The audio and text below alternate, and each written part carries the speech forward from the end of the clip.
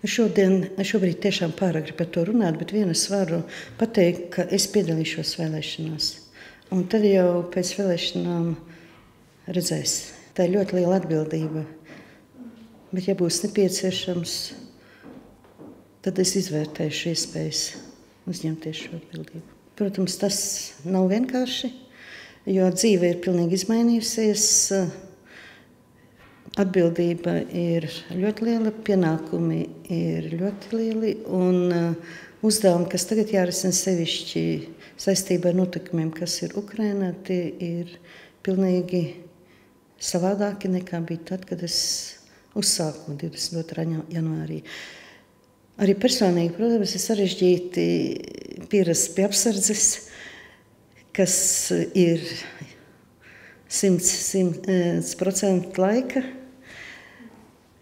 Tā kā personīgo nekādu pasākumu pamatā vairs nav, tas ir darbs.